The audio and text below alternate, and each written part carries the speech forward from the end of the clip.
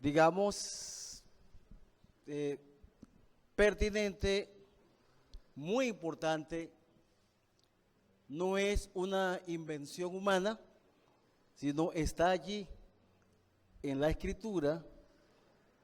Entonces es más todavía de mayor responsabilidad para mí en este caso. Por eso es que uno está con temor y temblor.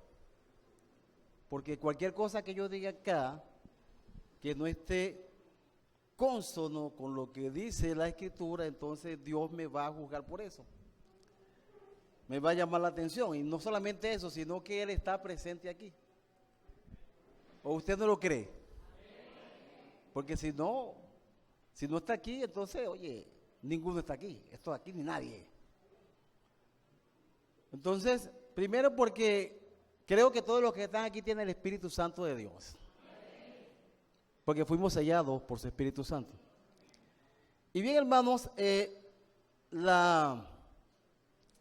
digamos la ponencia es la inspiración del libro de Dios. Esa es la ponencia, la inspiración del libro de Dios. Y vamos a estar allí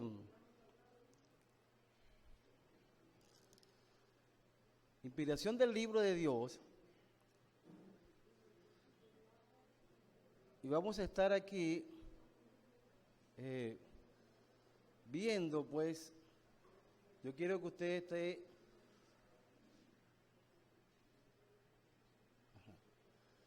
allí. Entonces,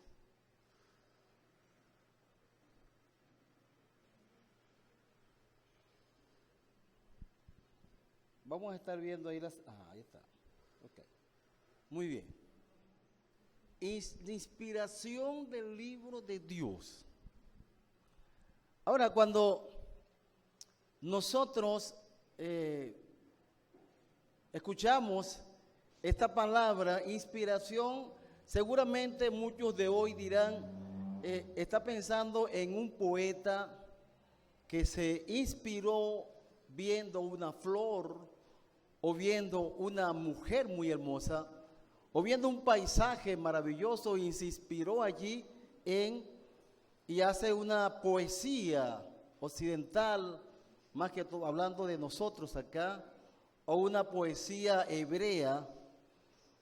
Pero aquí estamos hablando de lo que Dios hizo con hombres escogidos por Él para transmitir la palabra de Dios, su palabra. Entonces observamos que inspiración es una palabra que viene, y aquí está, la tengo aquí arriba. Déjame ver aquí con este.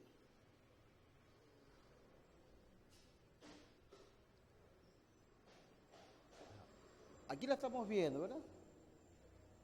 La palabra seoneutos.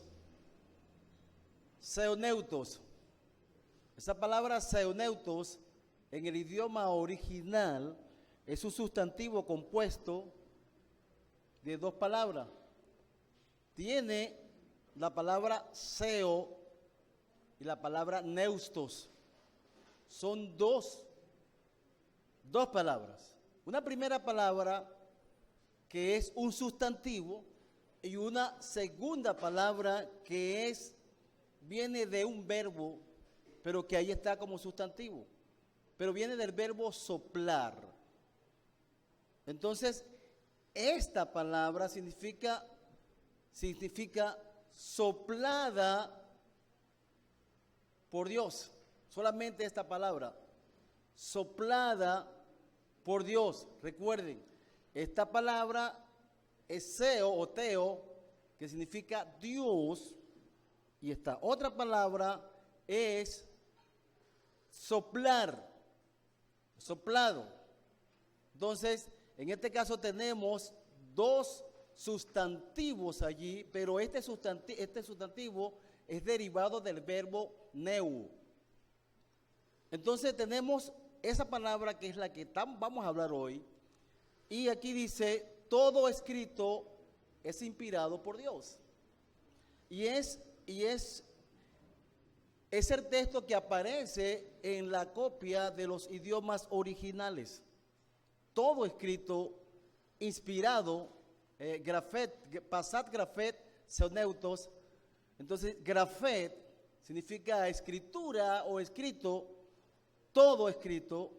En este caso, digamos, la traducción realizada conlleva a colocarle allí un artículo al sustantivo grafe. Entonces decimos toda la escritura, y entonces hay una elección allí, una palabra que no aparece, que es un verbo, el verbo eimi, en este caso en el griego, en el español sería es. Toda escritura es inspirada por Dios. Entonces, la palabra inspirada significa soplada hacia afuera o soplo hacia afuera. ¿Soplo hacia afuera por quién? Por Dios. Dios fue el que inspiró. De él salió esa palabra y utilizó como vehículos a hombres. Hombres, esos fueron sus vehículos, hombres. Y esos hombres escribieron esa palabra en diferentes tipos de materiales. La escribieron en ostracas. Hay una ostraca que se consiguió por allá en las últimas digamos, eventos arqueológicos. Se descubrió por allá en el año de 1900. 1900, la más antigua ostraca conseguida fue allá en el año de 1900, y esta otra del año 1500. Ahora bien, fíjense que hoy no está muy claro cómo Dios inspiró. Se puede decir por la escritura, sí, Dios le dijo a Moisés, escribe. Podríamos decir que soñó, tuvo un sueño. Podríamos decir que le puso una visión al frente, como ver una pantalla de televisión allí, y el vehículo, ese hombre estaba escribiendo allí. Fueron alrededor de 40 autores. Entonces, podemos decir que él utilizó a estas personas para dar su palabra. Ahora, tenemos que tomar en consideración de que estas personas no fueron autómatas. No fueron autómatas, eran personas pensantes. Y allí se ha tejido una cantidad de cosas, inclusive en el año de 1978, R.C. Sproul o Robert Charles Sproul, el nombre se lo comprimen a ponerle R.C. Sproul, pero el nombre realmente es Robert Charles Sproul, un teólogo muy conocido en Latinoamérica. Yo doy gracias a Dios por Robert Charles Sproul, ya está en la presencia del Señor, pero es uno de los teólogos más confiables del habla del Evangelio y de la defensa del Evangelio en el mundo, pues, evangélico. Y justamente con Norman Geisler, un hombre que también, un gran erudito, digamos que proyectaron y tomaron una declaración de Ligonier, que luego fue llamada la Declaración de Chicago, y allí hay una cantidad de artículos en los cuales el R.C. Sproul y juntamente con Norman Geisler y un equipo allí, entonces dan afirmación y dan negación en cuanto a la inspiración, en cuanto a la inerrancia de la palabra de Dios, en cuanto a la revelación de la palabra del Señor. Ahora, es bueno hacer no tanto una apología filosófica, sino una apología bíblica. Podemos hablar de apología o apologética filosófica y apología bíblica. A mí me gustan las dos, pero quiero hoy hacer una apología, digamos, bíblica. Entonces, podemos decir que la inspiración es la acción sobrenatural de Dios que trabajó por medio de los autores humanos para producir la escritura como una revelación de Dios mismo. El proceso de inspiración no convirtió a los escritores bíblicos en autómatas porque sus libros, escuche bien, manifiestan diferencias de vocabulario, estilo y otros aspectos. Sin embargo,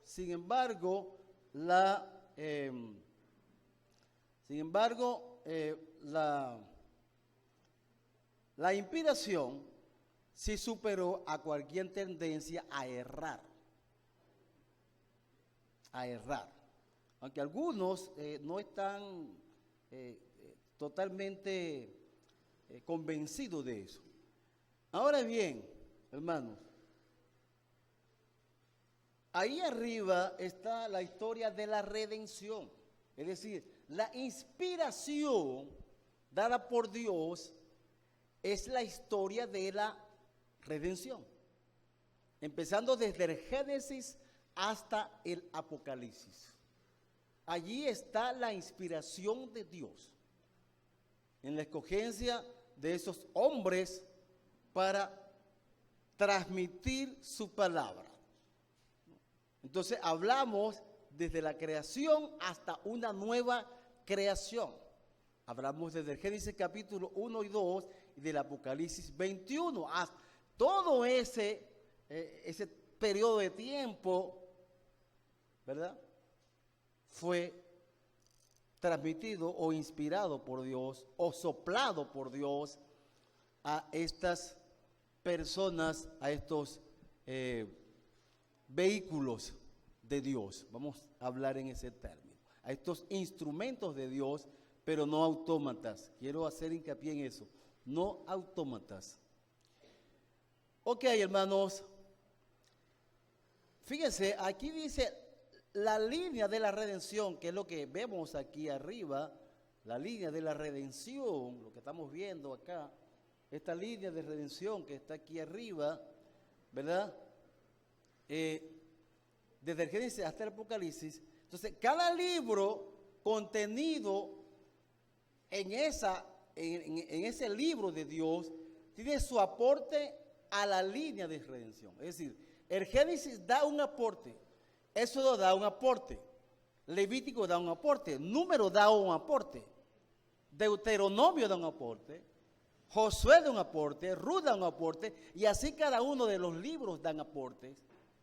Y vemos que en el periodo de la monarquía se escribieron también unos libros que también dieron aportes. Y en el periodo de la esclavitud, ¿verdad?, o de la cautividad, entonces también varios profetas escribieron, sobre todo los profetas menores, muchos de ellos escribieron ahí, o todos ellos escribieron allí, en ese periodo de la cautividad. Y el último de ellos fue Malaquías. Malaquías fue el último de ellos. Entonces, todo eso, cada uno de esos 66 libros que tiene nuestro canon evangélico, yo no voy a decir cristiano porque hay otro canon cristiano, que es el canon católico, romano, apostólico, que no tiene 66, sino tiene unos añadidos de 7 libros más, que son llamados libros apócrifos o deuterocanónicos, o segundos libros aprobados. Entonces, nuestro canon evangélico tiene 66 libros. Y en esos 66 libros está esta historia de redención. Ahora, podemos hablar de la intencionalidad del autor o la fuerza ilocutiva. La fuerza ilocutiva se refiere a la intencionalidad del autor, es decir, la intención que tuvo el autor también en transmitir esa parte de la palabra, el aporte a la línea de la redención.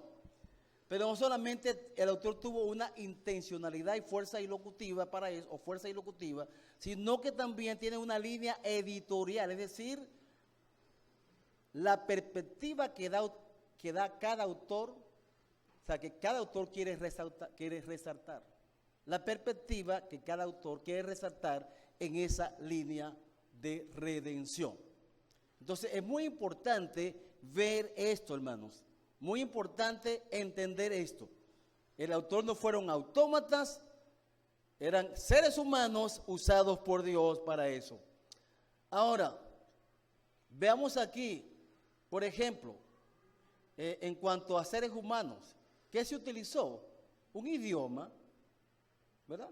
Usted está viendo allí una serie de pictogramas y una serie de letras. ¿Lo está viendo? ¿Ah? Pictogramas y letras. Usted ha visto que en las películas, por ejemplo, en la película de los 10 mandamientos, cuando Dios escribió en las tablas, aparece una escritura cuadrada. Aparece allí en las tablas una escritura cuadrada, parecida a esto que está abajo, lo que estoy señalando aquí. ¿Se ve lo que estoy señalando? ¿Ah? ¿O no? ¿Se ve o no? ¿No se ve?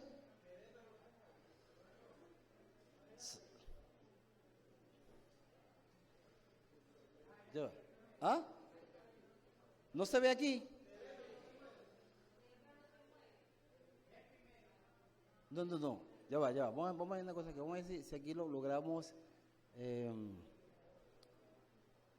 Ya va. Ahora, ajá. Esto que está aquí, esto es una escritura cuadrada, ¿verdad? Esta escritura cuadrada que está aquí es lo que aparece en nuestra Biblia hebraica. Nuestra Biblia hebraica, ¿no? Esta Biblia hebraica contiene 24 libros, que son los 24 libros que tiene la Biblia judía o la Biblia hebrea. Y aparece este tipo de letra. Este tipo de letra aparece como que Dios estuviera escribiendo, pero resulta que en el tiempo cuando Dios le dijo a Moisés, allá aproximadamente en el 1350 antes de Cristo, la escritura que se usaba era más que todo pictográfica. Es decir, era esto que está aquí. ¿Qué dice aquí? Aquí dice, leyendo de izquierda a derecha, en el principio creó Dios los cielos y la tierra. Ese es el primer versículo que tiene nuestra Biblia en español. Pero aquí, leyendo de derecha a izquierda, porque recuerda que el hebreo es de derecha a izquierda, aquí tenemos una serie de pictogramas,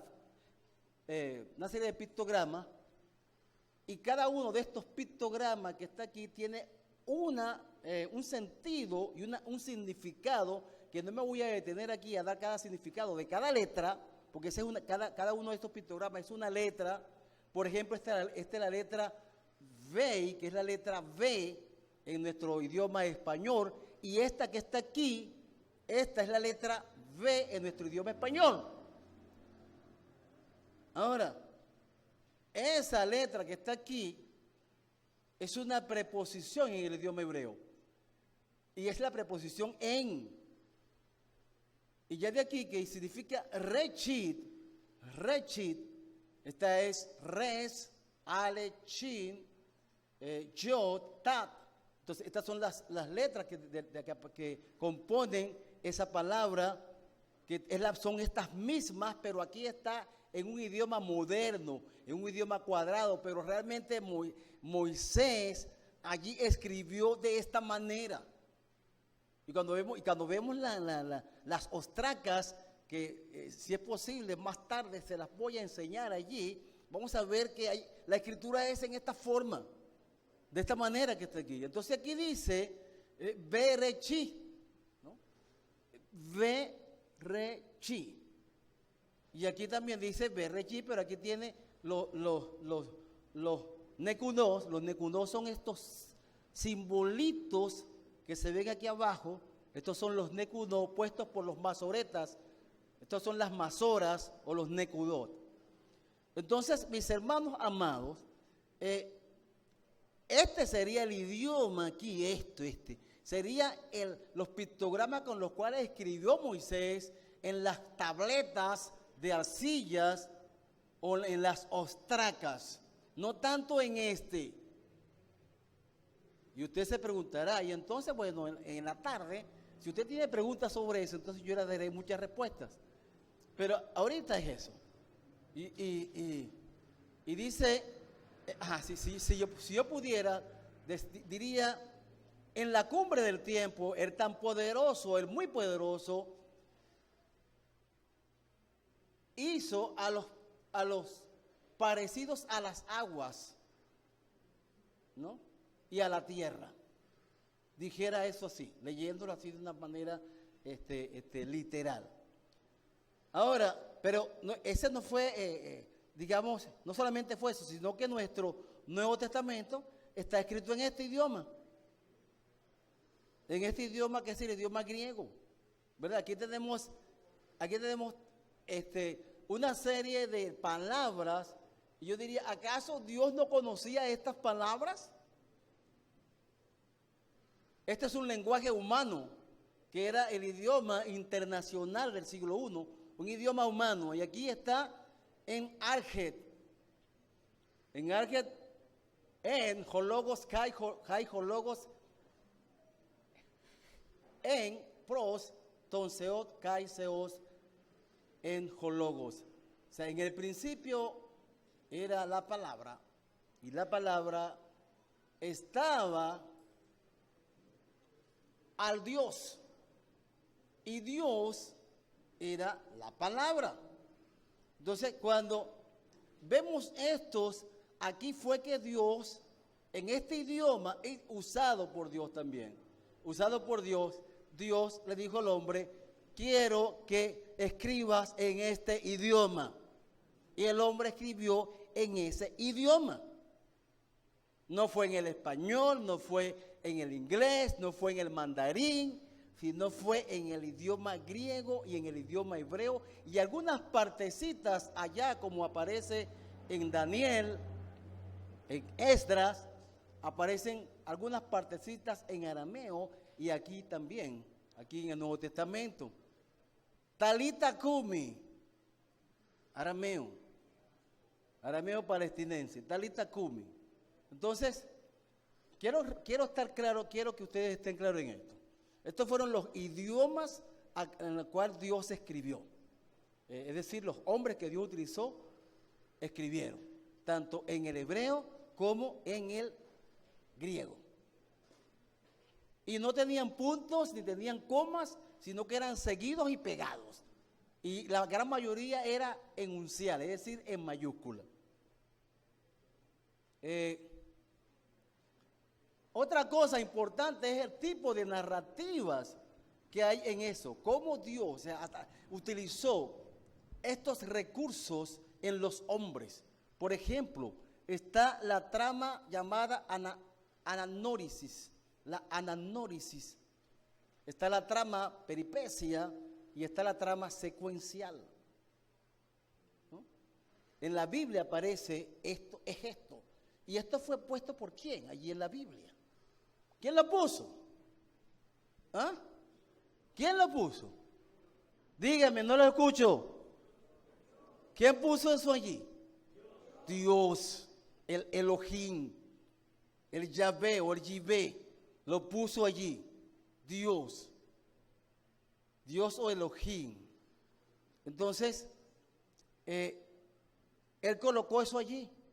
Ahora, que el hombre después lo llamó ananórisis, esa es otra cosa, pero ya Dios lo había puesto allí, ¿no? ¿Cómo puso Isaac Newton la caída de una manzana o de un objeto a la tierra? La gravedad. ¿Y acaso quién puso eso? Pero entonces la ciencia, la física clásica le llama la ley de la gravitación universal. Pero ¿quién le puso? ¿Quién creó eso? Dios. Entonces, esta ananórisis, ese tipo de trama donde allí se descubre un personaje Y en este caso, allí en la Biblia, en el camino a Emaús, se recuerda en el camino a Emaús, estaban dos discípulos del Señor y el Señor estaba con ellos, ellos no reconocían al Señor y al final descubrieron quién era. Esta es una trama ananórisis. Está la otra trama, la trama peripecia, ¿no?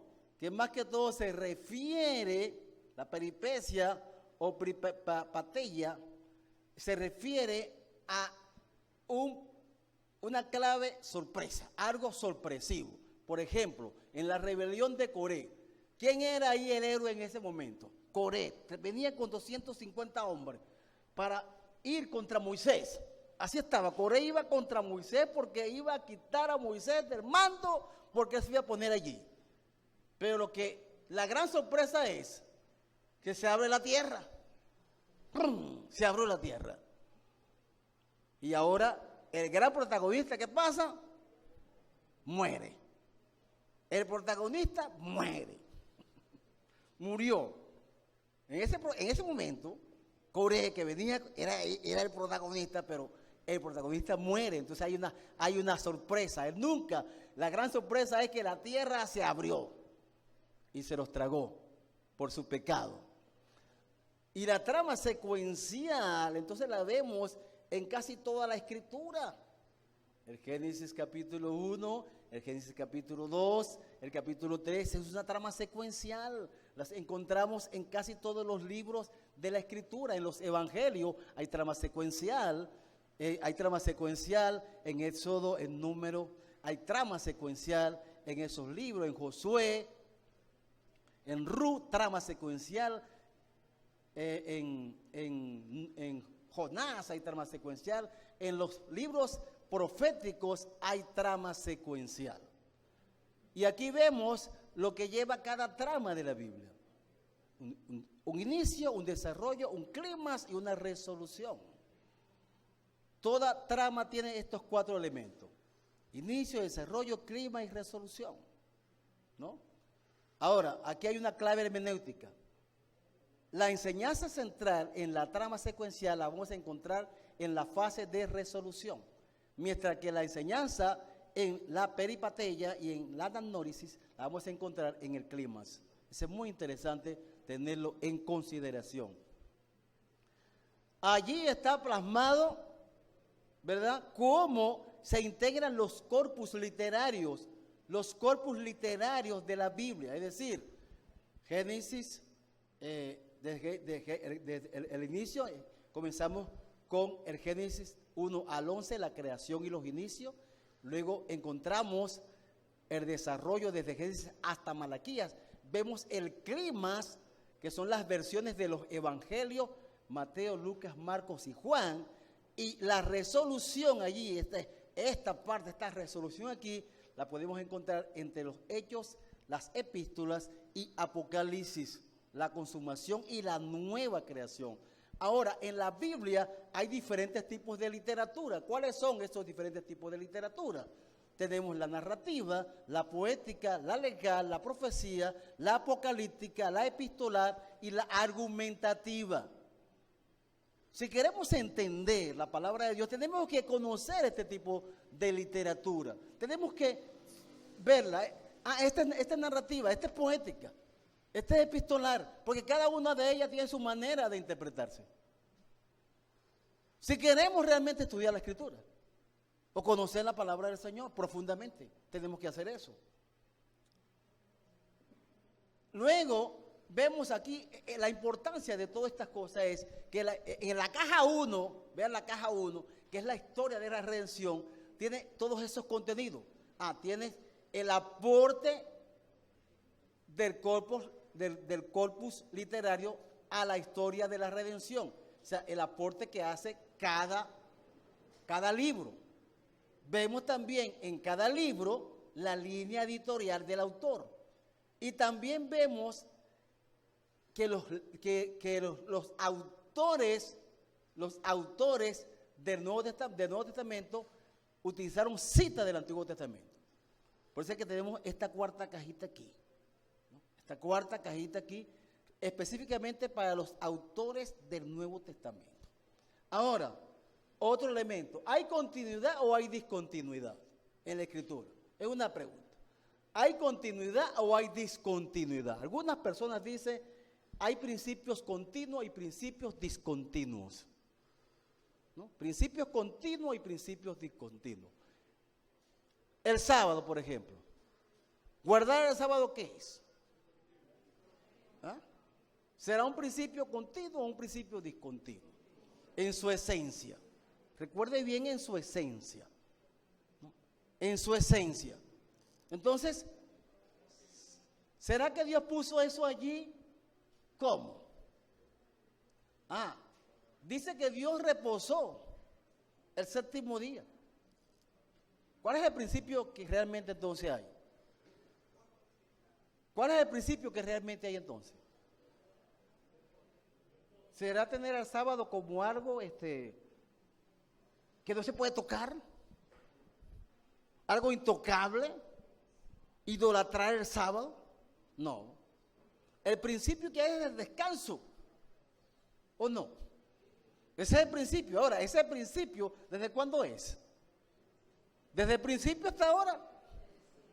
Entonces, ese principio es continuo, pero no en la forma ceremonial. El problema es la forma ceremonial. El problema es la forma ceremonial. Pero el hombre debe descansar por lo menos un día. El hombre debe descansar por lo menos un día. ¿Verdad? Entonces, hay discontinuidad en la forma. En la forma hay discontinuidad. Y quiero que eso esté claro. Si tienen preguntas, me las hacen después, al final, en la tarde.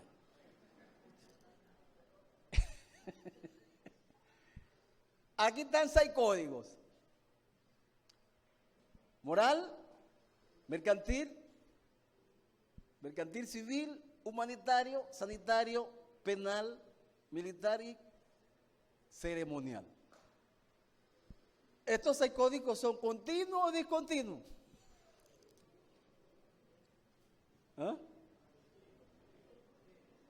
Mucha gente dice, el Antiguo Testamento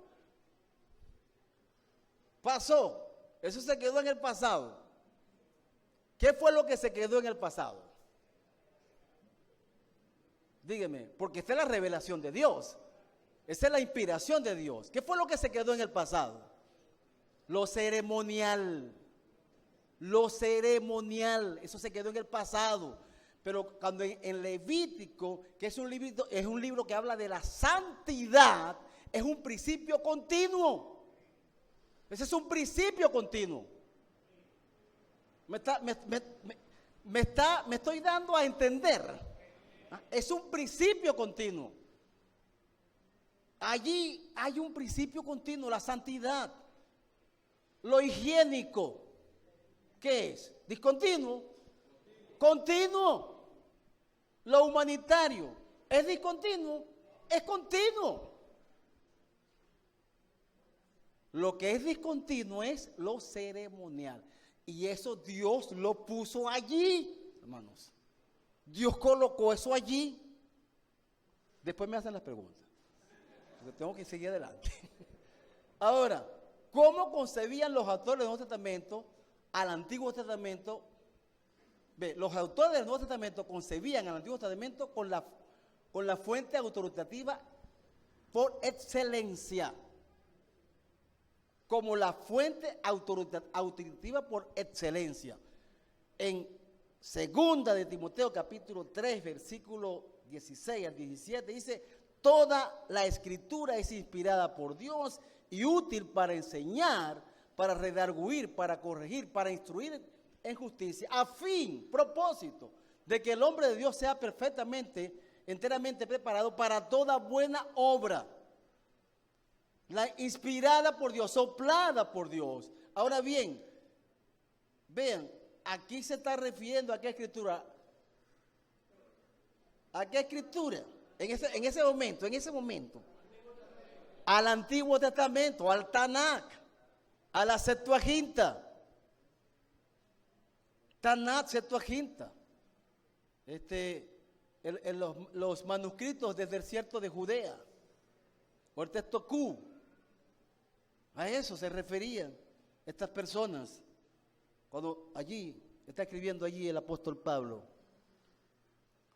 Los autores del Nuevo Testamento consideraban los relatos del Antiguo Testamento como ejemplos paranéticos para los seguidores de Cristo. Esto es inspiración.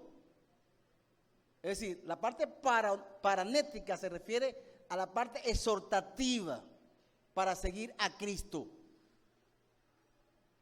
Y utilizan el Antiguo Testamento para dar ejemplos exhortativos para seguir a Cristo, es decir, a los seguidores de Cristo, a nosotros. Y estas cosas le acontecieron como ejemplo y están escritas para amonestarnos a nosotros, a quienes han alcanzado los fines de los siglos. ¿Quiénes son esos? ¿Quiénes son esos? Nosotros. Los autores del Nuevo Testamento tenían varias versiones del Antiguo Testamento como fuente. La Tanakh, ¿no? Que es la Torá, el Nevín y el Ketuvim. Pues es Tanakh. La Septuaginta y los Tárgumes estaban allí. Estos eran fuentes que ellos utilizaron también porque Dios los inspiraba a eso. La fuente principal que la mayoría de los autores del Nuevo Testamento utilizaron es la Septuaginta. Después me preguntan eso. La Septuaginta. Por causa del mundo pluricultural y multilingüal presente en el siglo I. Una cantidad de cultura, una mezcla de cultura y una cantidad de idiomas, una mezcla de idiomas allí. Tengo que ir rápido porque el tiempo se va rapidísimo. Los autores del Nuevo Testamento citan al Antiguo Testamento de diversas formas. Muchas de las citas son fáciles de identificar porque las diferentes versiones de la Biblia colocan una letra superíndice para indicar la cita del Antiguo. Adicionalmente, si es del género poesía hebrea, le colocan una sangría. Entonces, la entendemos porque aparece así. Hay una cita allí del Antiguo Testamento. Pero esa cita del Antiguo Testamento tiene su porqué allí. Y yo tengo que ver cuál es ese porqué. ¿Por qué el autor, digamos Lucas, colocó esa cita allí, que la sacó del Antiguo, que aparece en Joel, capítulo 2, 17 en adelante, y en los posteros días dice Dios, derramaré mi espíritu sobre toda carne, y vuestras hijas y vuestras hijas profetizarán, vuestros ancianos soñarán sueños, y de cierto sobre mis siervos y sobre mis siervas en aquellos días derramaré de mi espíritu y profetizarán. Voy a dejarlo hasta ahí porque ustedes conocen eso. De allí, pero la cuestión esta es, ¿cómo, por qué Lucas coloca esa cita allí? La sacó del Antiguo de Joel y la trae para acá. ¿Por qué? ¿Por qué hizo eso? Y eso tenemos que estudiarlo. Si hay un Raspecher es si hay un misterio que hay que interpretar allí y que ya fue interpretado, en este caso, por este autor. Es lo que significa la palabra Raspecher. Raspecher. La Biblia tiene muchos Raspecher, o sea, muchas cositas allí ocultas, misteriosas, pero que fueron dados a los autores del Nuevo Testamento. Las citas pueden ser directas, cuando es directa tienen un encabezado. Por ejemplo, Reina Valera 60, Mateos 1, 22, 23, dice, porque su nombre es Jesús, porque Él salvará a su pueblo de sus pecados. Todo esto aconteció para que se cumpliese lo dicho por el Señor por medio de su profeta cuando dijo, 2 puntos. ¿Cuál es la cita? He aquí, una virgen concebirá y dará a luz un hijo, llamará su nombre Emmanuel, que traducido es Dios con nosotros. Ahí utiliza. ¿Por qué utilizó esa cita? ¿Y qué significado tenía para Isaías esa cita? ¿Y qué significado tiene para el autor de Mateo esa cita? Porque él la utiliza allí. Es importante saberlo cuando estudiamos la palabra del Señor. Pero Dios le dijo a Mateo, así debes colocarla. La cita también puede ser indirecta. No tiene un encabezado. Por ejemplo, Reina Valera del 60, Santiago 1, 10 y 11, viene de Isaías 40, 6 y 7. El hermano que es de humilde condición, gloríese en su exaltación, pero el que es rico en su humillación, porque él pasará como la flor de la hierba, porque cuando sale el sol con calor abrasador, la hierba se seca, su flor se cae y perece su hermosa apariencia. Así también se marchitará el rico en todas sus empresas. Esto lo sacó Santiago de Isaías 40, 6 y 7. Y lo está citando en forma indirecta. Dense cuenta que no hay dos puntos. No aparece el signo de puntuación 2 puntos allí en el idioma español. Las citas pueden ser incompletas. Por ejemplo, Hechos 2, 17 al 21 viene de Joel 28 al 32. Efesios 4, 25 viene de Zacarías 8, 16, respectivamente. ¿No? Y ahí están las dos citas, utilizadas tanto en Efesios como en Hechos. Las citas de cumplimiento son aquellas que se refieren a anuncios proféticos cuyo cumplimiento se da en la realidad contextual del escritor y de su audiencia. Mateo 1, 23, 2, 6, 15, 8 y 9. Es decir, lo que aparece allí. Ahí hay un cumplimiento. Esa cita es de cumplimiento. Las citas pueden ser de diferentes fuentes, formando un mosaico literario.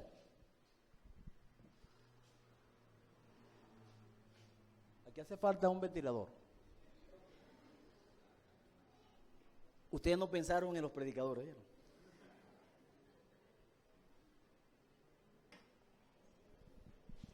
Entonces, fíjense que Romanos 3, 10 al 18 es un conglomerado de citas. Viene de Salmos 14, 1 y 3, Isaías 53, 1 y 3, Salmos 5, 9, Salmos 143, Salmos 10, 7, Isaías 59, 7 y 8, Salmos 36, 1. Entonces, esa cita que allí está, Romanos 3, 10 al 18, no hay justo ni aún uno, no hay quien entienda, no hay quien busque a Dios. Todos se desviaron a una... Todo es un conglomerado de citas y forman un mosaico, hermanos. Forman lo que llamamos un mosaico literario. Eso se llama mosaico literario. El Señor también.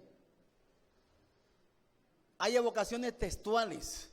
Consiste en menciones que los autores hacen de conceptos teológicos, religiosos, eventos históricos, personajes, evocaciones éticas y morales a la ley, entre otros que tienen sus raíces en el Antiguo Testamento.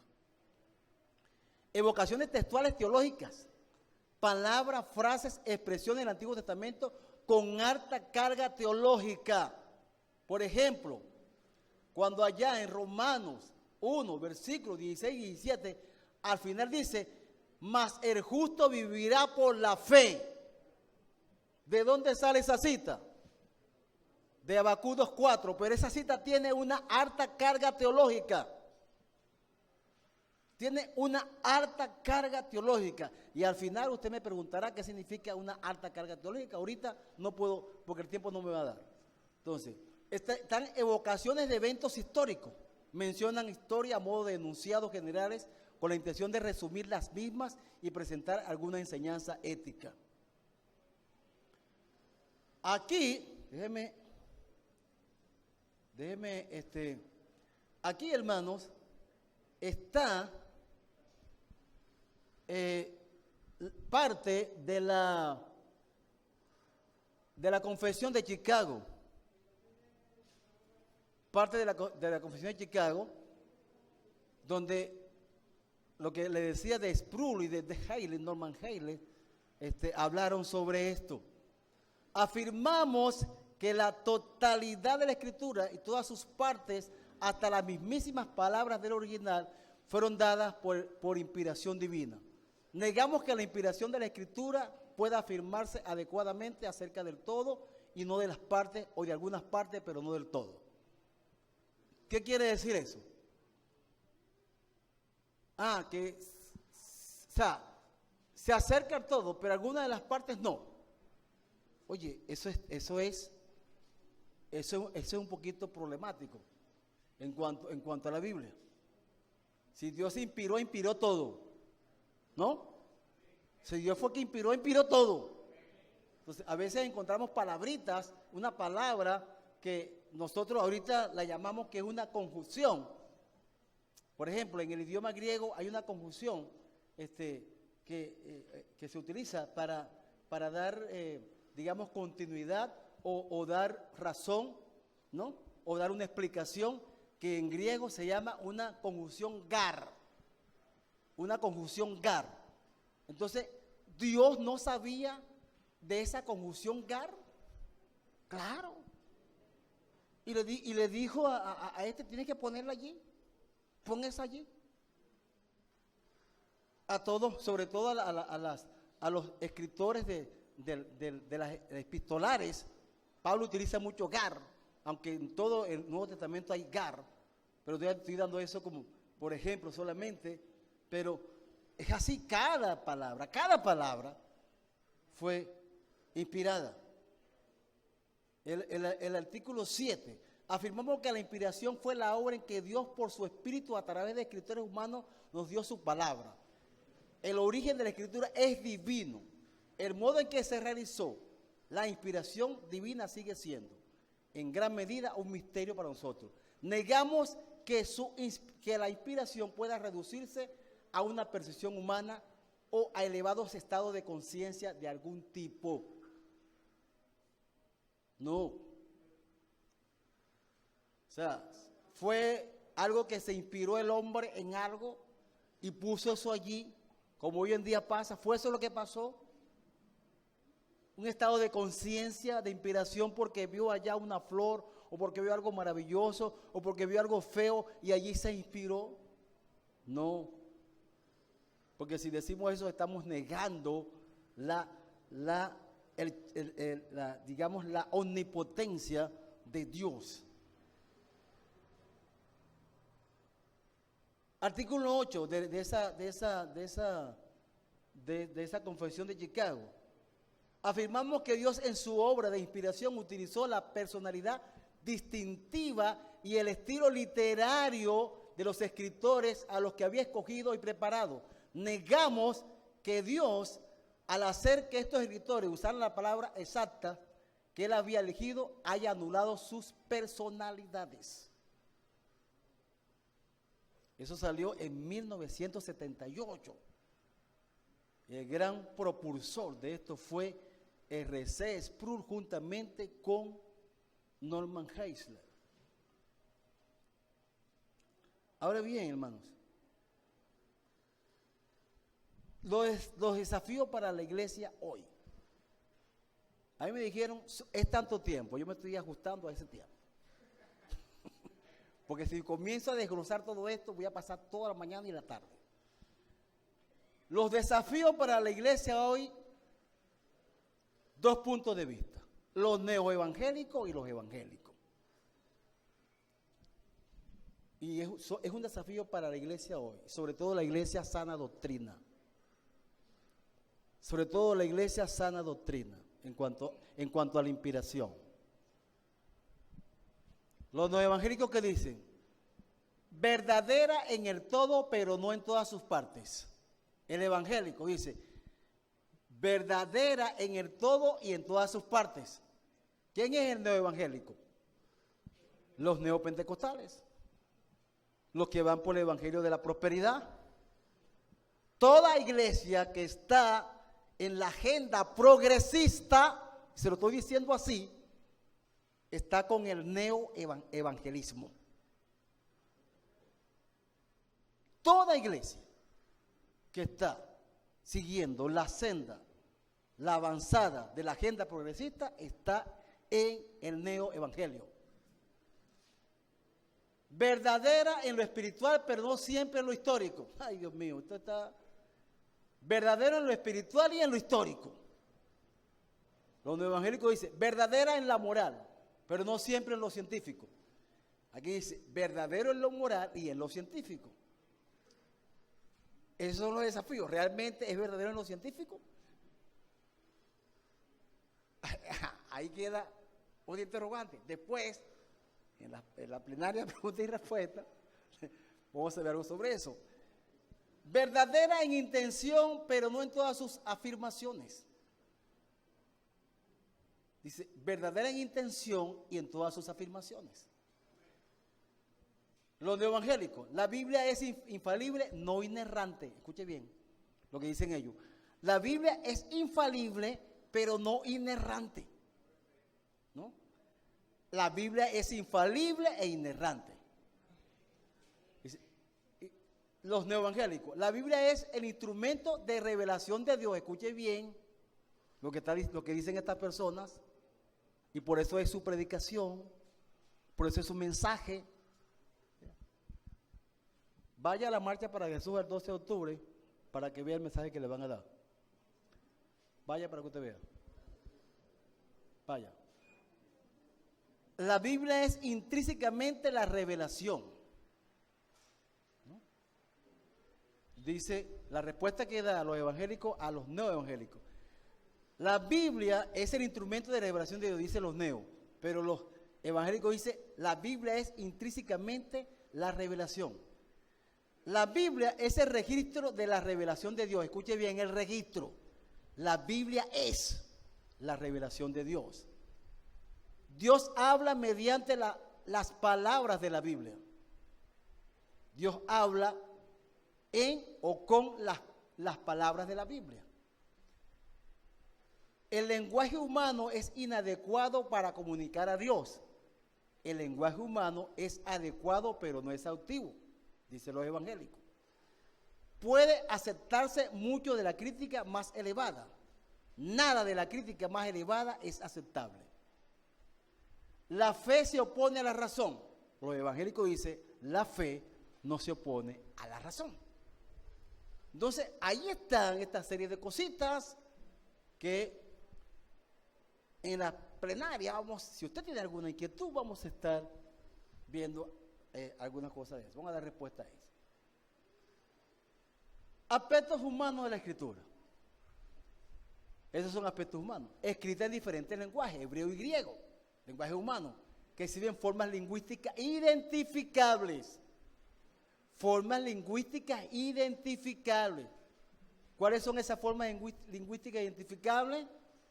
Hay una oración, hay un sujeto, hay un predicado, hay un verbo, hay un artículo, hay un pronombre, hay un párrafo, hay un episodio, hay una estrofa, hay un poema, escrita por unos 35 autores humanos diferentes. Refleja irregularidades gramaticales. Muestra diferentes estilos literarios humanos. Expone intereses humanos.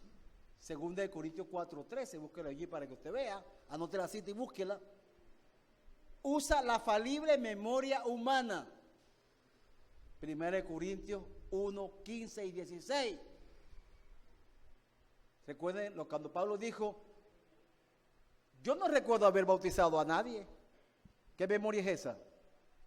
¿Qué tipo de memoria es esa? Humana. Incorpora distintas culturas. Primera de Tesalonicenses 5:26. Habla desde una perspectiva humana. Josué 10, 12 y 13. Refleja diferentes perspectivas humanas en los relatos del Evangelio.